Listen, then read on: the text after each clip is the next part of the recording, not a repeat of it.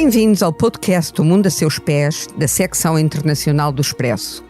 Eu sou a Manuela Goxa Soares e neste episódio vamos fazer o balanço das relações entre a América Latina e o Parlamento Europeu nos últimos 4 anos. Com a atual legislatura europeia prestes a terminar, temos connosco a eurodeputada socialista Maria Manuel Leitão Marques, que ao longo dos últimos 4 anos foi observadora eleitoral em vários países latino-americanos e dedicou parte do seu trabalho ao aprofundamento da cooperação com esta zona do globo. A condução técnica deste episódio é do João Martins.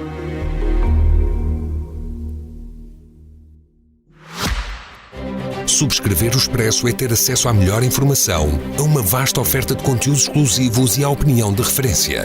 Subscrever o Expresso é tornar-se membro do nosso clube, poder ser voz ativa de uma comunidade informada e beneficiar de vantagens exclusivas. Subscreva o Expresso em expresso.pt/digital. Expresso. Liberdade para pensar. Maria Manuel, bem-vinda ao nosso podcast. Eu gostava de perguntar de todo o trabalho que foi feito nestes 4 anos desta legislatura europeia, está praticamente no final do termo, se ficaram, em relação da cooperação do Parlamento Europeu com a América Latina, ficaram dossiês importantes por concluir. Gostava de saber quais são. Olá Manuela, muito obrigada. Quero em primeiro lugar agradecer a tua atenção à América Latina neste tempo em que eu fui deputada no Parlamento Europeu. Eu fui coordenadora do meu grupo político, como já aqui uma vez contei, para a América Latina, portanto tive que, foi quase um acaso, mas um bom acaso, porque me deu a oportunidade de conhecer muito em profundidade vários países da América Latina e de me interessar ou reinteressar, em alguns casos, pela sua cultura, a sua história e a sua literatura, que em alguns casos tive que ler de novo, outros de ler pela primeira vez, e também pela condição das mulheres na América Latina. Muito, me interessei muito ainda recentemente,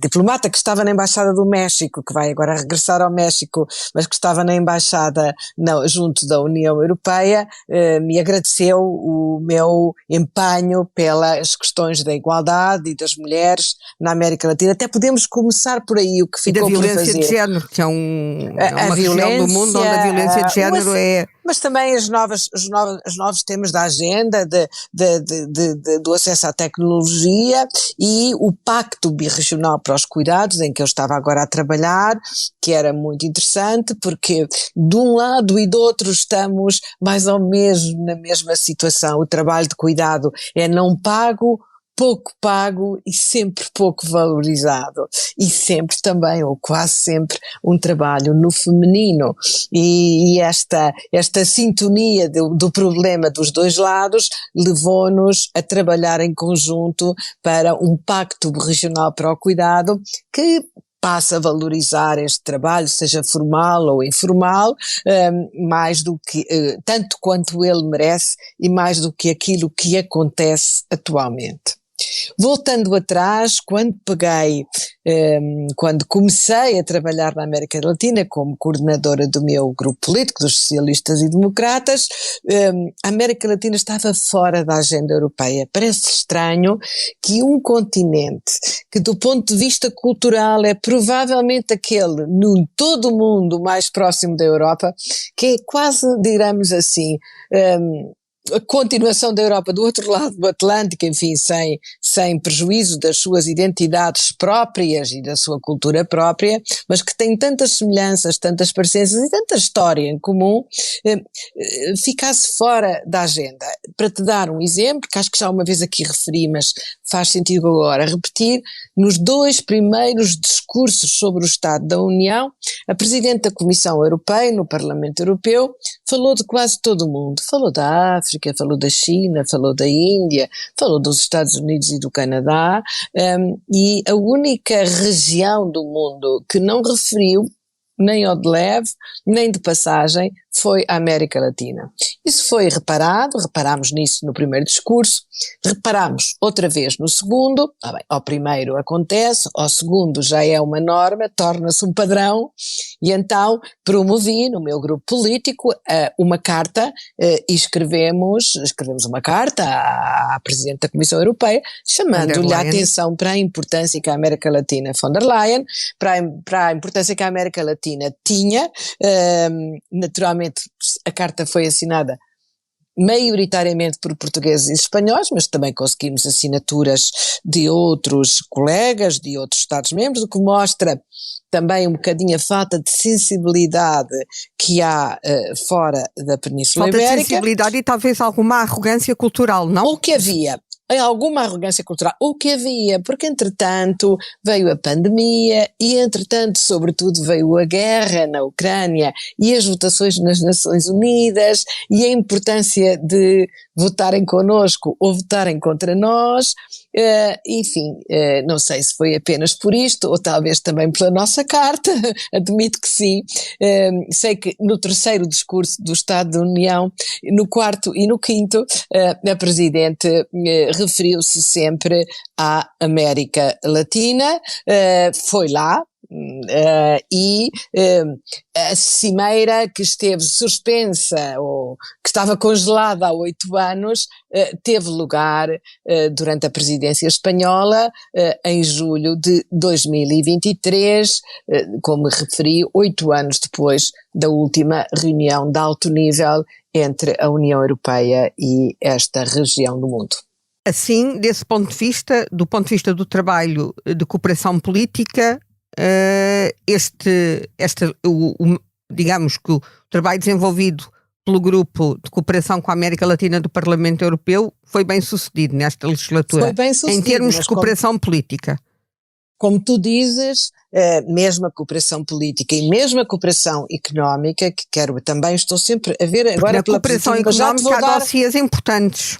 Sim, a Global Gateway, que é uma parceria importante, que visa financiar projetos da agenda digital do lado de lá e da agenda climática do lado de lá, é também, quer dizer, os resultados, o dinheiro ainda não está todo gasto, mas já há projetos em curso, já há projetos a começar a ser financiados, digamos que se deu um passo em frente. Coisas que ficaram sem avançar. Isto em matéria que é de ambiente, energias renováveis? Em matéria ambiente, energias renováveis, proteção da floresta e em matéria de conectividade, infraestruturas digitais. E ainda aqui nas infraestruturas digitais chamo também a atenção para o projeto Bela, que no nosso caso nos fez inaugurar o cabo que liga Sines a Fortaleza, o chamado Ela Link, que permite a conectividade de dados entre a União Europeia e, neste caso, a América do Sul. E é, na verdade, muito importante, porque hoje o mundo, os dados são muito importantes em todas as economias. São uma via rápida de comunicação. São uma via rápida de comunicação e são a base de toda a inteligência artificial de que tanto se fala e aquilo que nos permitirá em matéria de investigação, em matéria de proteção do ambiente e em muitas outras áreas de cuidados, até de serviços públicos, progredir mais depressa. Portanto, esta cooperação em matéria de dados é também muito relevante. Mas para te dar há duas áreas que podem ser mais difíceis de concluir entre as negociações entre estas duas zonas do globo. A questão da agricultura, em que houve, acordos pelo menos comerciais, parte da França, uma grande Mercosul, retração em relação à importação de produtos da América Latina por questões de concorrência de preços, e também a questão da imigração e circulação de pessoas. Vamos a cada uma delas porque são bastante distintas, não é? Em primeiro lugar, a questão dos acordos comerciais, que hoje não são puros acordos comerciais, porque hoje os acordos têm várias vertentes, não é? São acordos de associação, como nós chamamos, tem uma vertente comercial, tem uma vertente ambiental, tem uma vertente em proteção de direitos humanos. Para te dar um exemplo de sucesso, já vou aos de sucesso, o acordo de associação modernizado, a modernização do acordo com o Chile, que felizmente foi concluído, digamos que é a única boa notícia, inclui um capítulo dedicado à igualdade entre homens e mulheres pela primeira vez, portanto conseguimos pôr também a vertente de igualdade de género nestes acordos de associação. O que é que ficou por fazer? Ficou por fazer, desde logo, o acordo Mercosul, portanto, com a Argentina, Paraguai, Uruguai e o Brasil, que está em negociação há mais de 20 anos. E que pode interessar à Bolsa dos consumidores europeus. Que pode interessar à indústria europeia, que pode interessar muito à economia europeia e também pode interessar do outro lado. De um lado e do outro houve reticências, como sabes, aqui os franceses por causa da agricultura, da carne, por muito que isto já tenha sido desmontado, continua a ser um tema, e agora como os agricultores fizeram aquelas manifestações todas, o presidente Macron foi muito vocal contra o acordo. Do outro lado também havia algumas reticências, nomeadamente em matéria de proteção da indústria sul-americana e da contratação pública. A proteção da indústria não podia ser, se há um acordo, não é? Tem que se abrir para os dois lados, um acordo ganha-se em geral, não ganham todos os atores em particular. Na questão da contratação pública penso que também podemos ser um bocadinho mais complacentes, porque digamos que mesmo dentro da União Europeia também há muitas agendas nacionais escondidas em matéria de contratação pública, apesar dos códigos de contratação pública e das diretivas o impedirem. Portanto, aí acho que é um bocadinho mais compreensível, no resto não, mas eu creio que tanto... Na questão da circulação das pessoas e dos fluxos migratórios. Mas isso não, estes acordos não cobrem as pessoas, no fundo, sim, digamos, olhando para a Comunidade Económica Europeia, no fundo são acordos comerciais que começaram por ser só comerciais, levantamento de barreiras alfandegárias ou redução das barreiras alfandegárias, e depois tornaram-se acordos mais abrangentes em termos de associação, mas não de livre circulação. Nas questões das migrações, eu penso que os nossos problemas principais não estão, aqui em Portugal temos muita imigração proveniente da América Latina e da América do Sul particularmente, tal como em Espanha.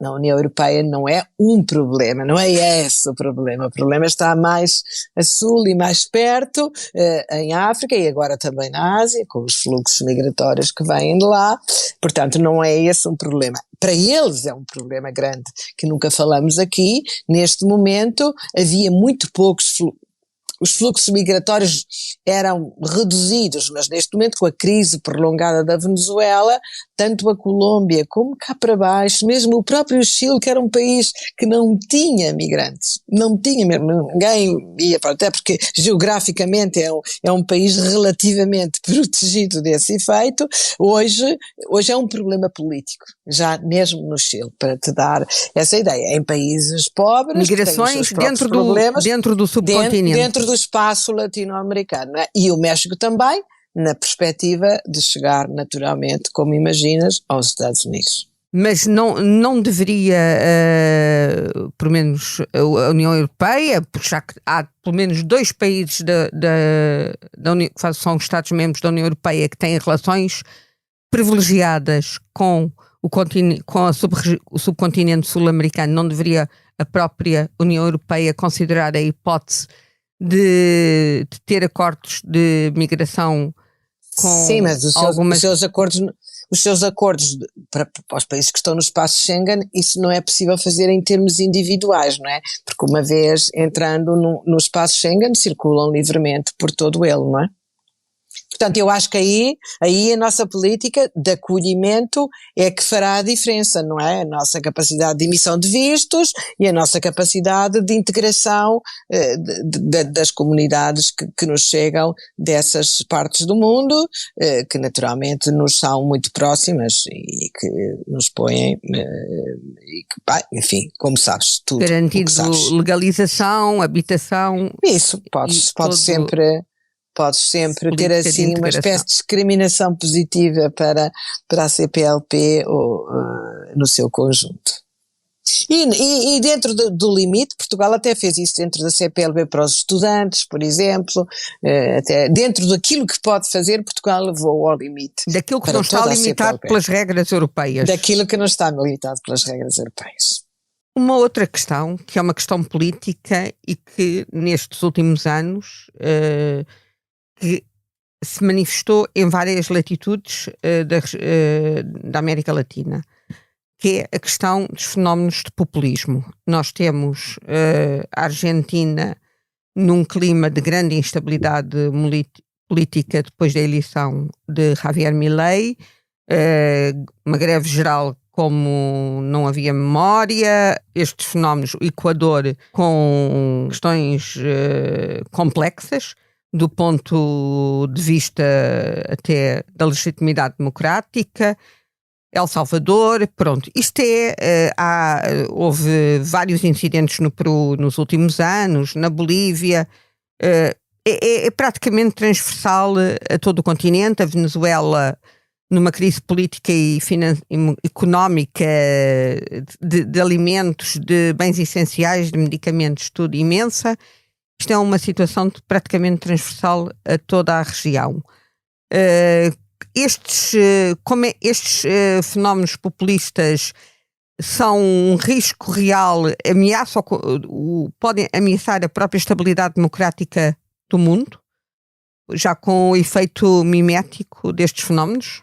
Bem, eles imitam outros, não é? Quer dizer, o efeito, eles, não somos nós que os vamos imitar a eles, infelizmente, eles estão-nos a imitar a nós e estão a imitar os Estados Unidos. Eu não sei se nós não estamos a importar alguns fenómenos que aconteceram, por exemplo, no Brasil no tempo de Bolsonaro. Sim, o Bolsonaro também foi um bocadinho importado do Trump e, portanto, não sei quem é que imita a quem, é difícil dizer, não é? Mas vão-se aperfeiçoando à medida que são experimentados. Também não sabemos, infelizmente, qual é a interferência estrangeira em todos estes fenómenos que são pouco democráticos, embora ocorram em democracias, não é? Tanto Trump foi eleito, o Bolsonaro também foi eleito. Os dois perderam eleições, portanto, mas sabemos, em alguns casos sabemos que são fenómenos que usam a democracia para alcançar os seus fins. Que podem usar a democracia para a destruir por dentro.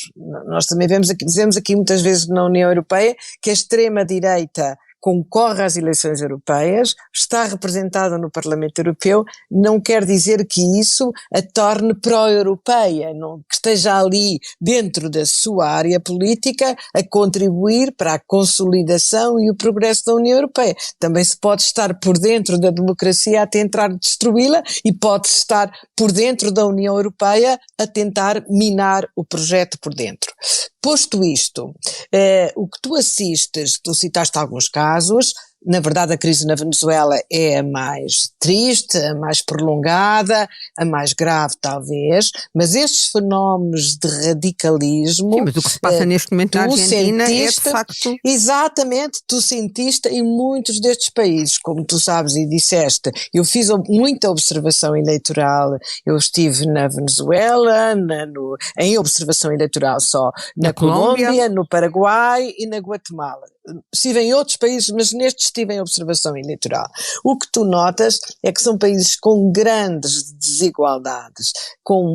Nesta região vivem 220 milhões de pessoas na pobreza, tanto quanto se sabe, penso que provavelmente mais, e algumas destas pessoas, por políticas sociais, por exemplo, no Brasil, com o Lula, na Colômbia também. A Colômbia era sempre um país relativamente ao centro, variava ali entre os chamados liberais e os conservadores, ali entre o centro um bocadinho mais à esquerda e o centro um bocadinho mais à direita, e foi assim por muitos anos. Isso, em alguns casos, levou a que muitos jovens de famílias mais pobres acedessem à educação.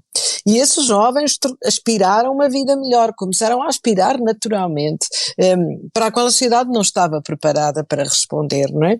E criou muita conflitualidade, visto no Chile, visto na Colômbia, e em alguns destes países, portanto, por essas aspirações, no México também, que suscitaram a extremização da sociedade. Portanto, o presidente chileno atualmente, Boris, é um presidente que foi eleito muito à esquerda, muito fora daquele que também era o quadro normal dentro do Chile. O mesmo aconteceu com o Gustavo Petro na Colômbia.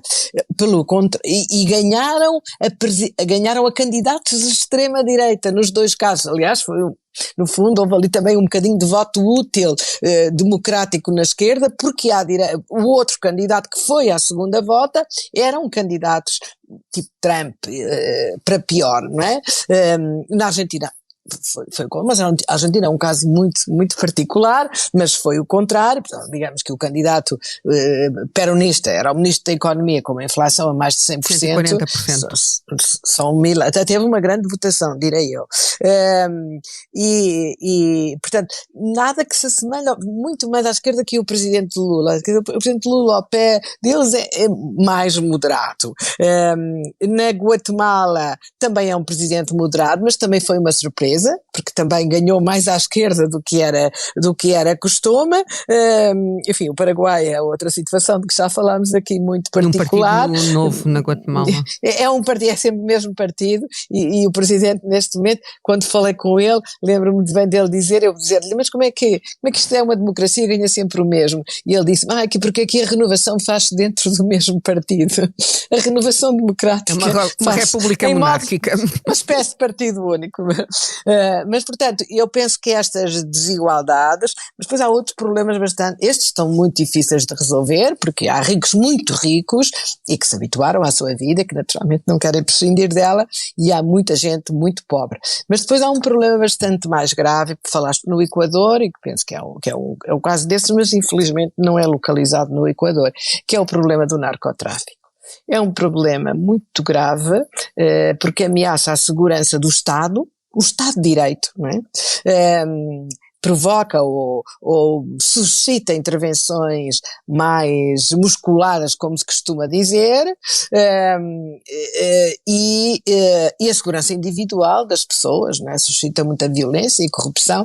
Nós agora vemos as séries da Colômbia do tempo dos narcos e dos Escobar, e aquilo arrepia-nos, porque a Colômbia hoje está muito mais pacificada, mas o Equador está a ficar semelhante ao que foi a Colômbia então, não é?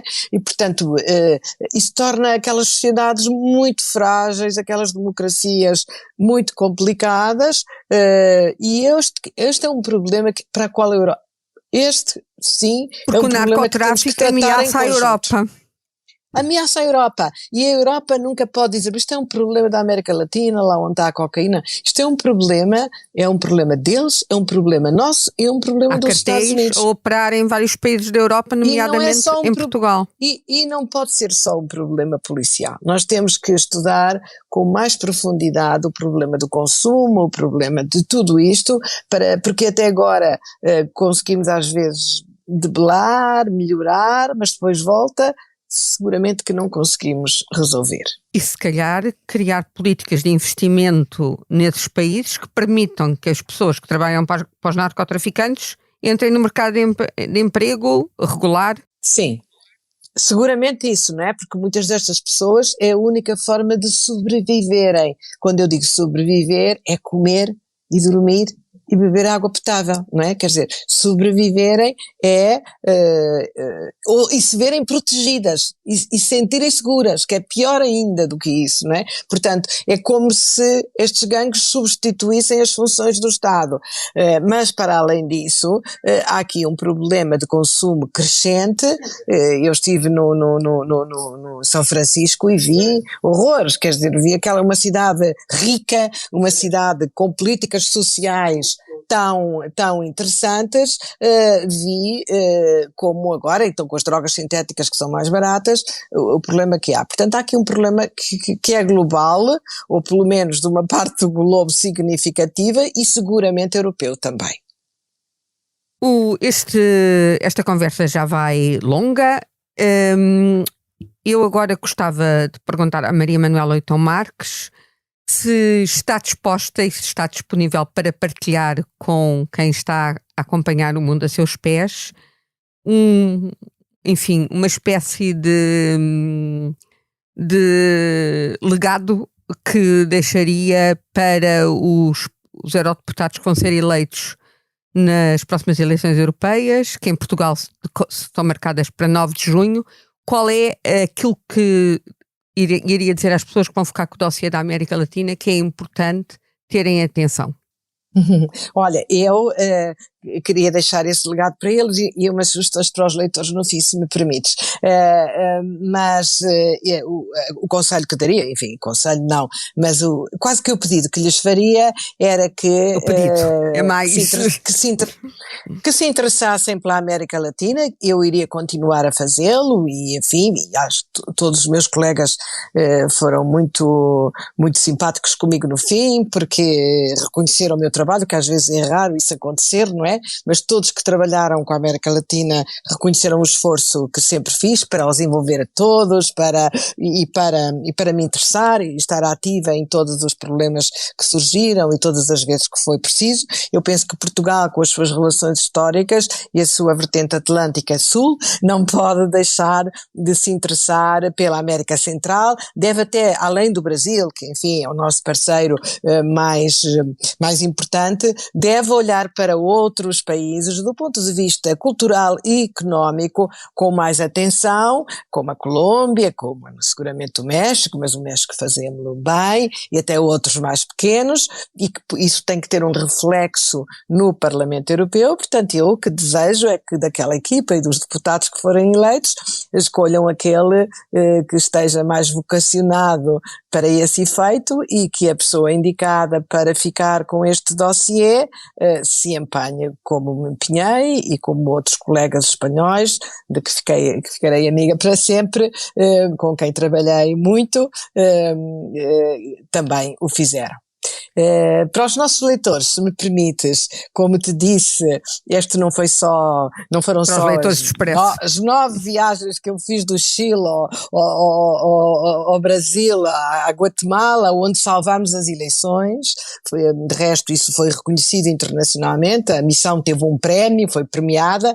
Guatemala dos cravos vermelhos, que também usam cravos vermelhos como símbolo da democracia. A nossa missão foi muito importante para que o resultado eleitoral fosse respeitado. Creio mesmo que não é ousado dizer que se não estivéssemos lá, não sei se isso teria acontecido, e portanto deixo aqui 4 sugestões de leitura, enfim, talvez uma mais conhecida deixe cair, o livro notável Somos o Esquecimento que Seremos, do Héctor Abad Faciolinci, e o livro também notável do Juan Gabriel Vázquez, 2 autores novos, colombianos, para perceber a Colômbia, porque ambos são biografias, são romances biográficos, por assim dizer, e que nos permitem perceber a Colômbia, do tempo da Colômbia muito violenta, tanto da guerrilha como da oposição, tanto da parte do governo como da parte da guerrilha, como dos outros da oposição democrática e pacífica, muito violento e que eu recomendo que sejam lidos, porque infelizmente essa violência pode regressar. Estão à edição portuguesa desses livros? Os 2, estou a dar em português porque há edição portuguesa de ambos os livros. E mais algum, além destes 2? De todos os que eu li, acho que O Homem que Gostava de Cães, mas é outro período, como se sabe, é um livro notável do Leonardo Padura, um escritor cubano, mas é um livro histórico, talvez não tão interessante para compreender a América Latina de hoje. E talvez o Tempos Duro do Vargas Llosa, que fala do golpe que afastou o pai do atual presidente. O pai do atual presidente da Guatemala. Que foi deposto quase por uma empresa de bananas americana. Sim, e que mostra um pouco toda aquela história de quando a América Latina era tratada como quinta dos Estados Unidos. E muito interessante para perceber um certo anti-americanismo quer dizer anti-Estados Unidos, que existe tanto na esquerda como na direita, mas sobretudo na esquerda, naturalmente, porque no fundo foi o colonizador mais recente, ou que eles têm em memória neste momento. Já agora, nós muitas vezes quando vamos ao supermercado e compramos abacaxis, bananas, e ficamos muito contentes porque compramos muito barato, isto significa, por alguma coisa, o pai do atual presidente da Guatemala foi afastado por um golpe. Era um social-democrata, um rooseveltiano, como este também, não é um presidente que tenha vindo da guerrilha como o Gustavo Petro. Mas eu estava a falar das bananas porque de facto era uma empresa de bananas de capital norte-americano, como o atual presidente do Equador é filho do homem mais rico do Equador, que fez uma fortuna à conta do negócio das bananas, da plantação e da exportação de bananas. Por isso é preciso haver uma operação financeira em larga escala e gente que vive muito mal paga para que estes fenómenos aconteçam. E não são só nestes países, é um pouco por toda a região. Mas temos que acabar com isso. Sobre a Amazónia. Podemos comer bananas sem culpa. Mas sem temos culpa. Que pensar nisso. A Amazónia, acho que toda a questão ambiental e energética, há bocado não falámos, mas outro acordo que está suspenso e que não foi renovado, modernizado e assinado é o acordo com o México. E isso não aconteceu, vamos ver se acontece agora as eleições no México, vamos ver se conseguimos com a nova presidente, mas o acordo, esse não aconteceu por causa de uma questão da transição energética, portanto o ritmo que estava previsto no acordo não é um ritmo que eles queiram aceitar, querem um ritmo mais lento, porque pensam que ainda precisam dos combustíveis fósseis, que de resto o México tem, para fazerem uma transição mais lenta e para o seu desenvolvimento. E eu acho que que nós estamos a discutir essa questão dos ritmos e de não deixar muitos para trás, por causa da transição climática e da agricultura na União Europeia. E eu acho que esse cuidado de não deixar as pessoas para trás também tem que se ter na América Latina, porque, sem prejuízo da defesa da Amazónia, é preciso fazê-lo sem que muitos, por causa disso, deixem de comer. Porque senão, sem criar isso não vai acontecer. Isso mesmo. Disseste bem, acho que é uma maneira boa de terminarmos. Agradeço à Maria Manuela Leitão Marques a sua participação neste episódio e a todas as pessoas que nos acompanharam nesta viagem falada pela América Latina. O Mundo a Seus Pés é o podcast do Internacional do Expresso que viaja semanalmente até aos leitores, ouvintes ou em emissão extra, sempre que a atualidade o justificar.